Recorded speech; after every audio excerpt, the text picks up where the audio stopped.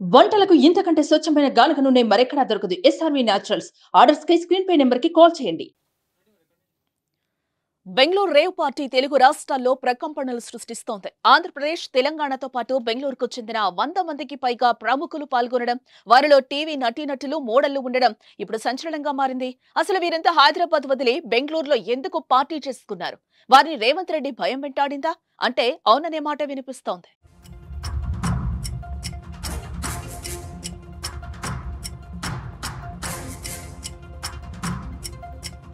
చాలా కాలం ఢిల్లీ, ముంబై, కోల్కతా వంటి నగరాలకు పరిమితమైన రేవ్ పార్టీలు గత కొంతకాలం కిందట హైదరాబాద్ కు కూడా అలవాటయ్యాయి. నగర శివార్లలోని ఫామ్ హౌస్లే రేవ్ పార్టీలకు అడ్డాగా మారాయి. కొన్నిసార్లు పోలీసులు రైడ్ చేయడం, పట్టుబడిన వారిలో బడాబాబులు ఉండటం, వారిపై కేసులు నమోదు చేయడం జరిగింది.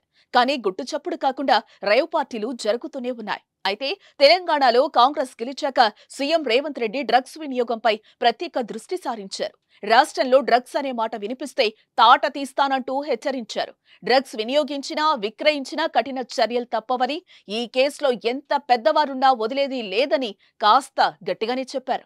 సీఎం ఆదేశాల మేరకు హైదరాబాద్ పోలీస్ కమిషనర్ కొత్తకోట శ్రీనివాసరెడ్డి కూడా డ్రగ్స్ నిర్మూలనపై దృష్టి సారించి తాట తీస్తున్నారు. పబ్బుల్లో ఎప్పటికప్పుడు తనిఖీలు చేస్తూ సరైన చర్యలు తీసుకుంటున్నారు. పబ్లపై ప్రత్యేకంగా నిఘా పెట్టారు. ఎవరిని ఉపేక్షించడం లేదు.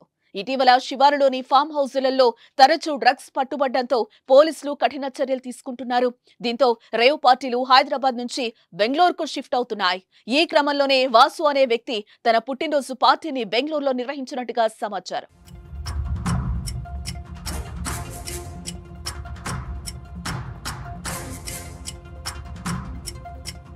వాసు బెంగళూరు ఎలక్ట్రానిక్ సిటీ సమీపంలో రేవ్ పార్టీని ఏర్పాటు చేశారు. జిఆర్ ఫామ్ హౌస్ లో బర్త్డే పార్టీ ఇచ్చారు.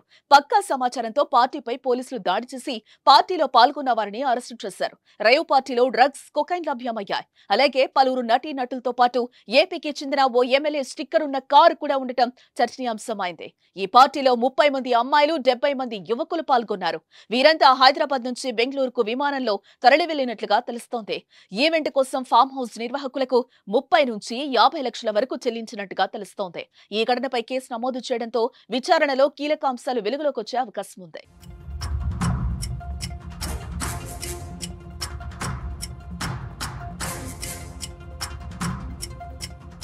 సుమన్ టీవీలో మీ పర్సనల్ అండ్ బిజినెస్ ప్రమోషన్స్ కోసం కింది నెంబర్కి కాంటాక్ట్ చేయండి.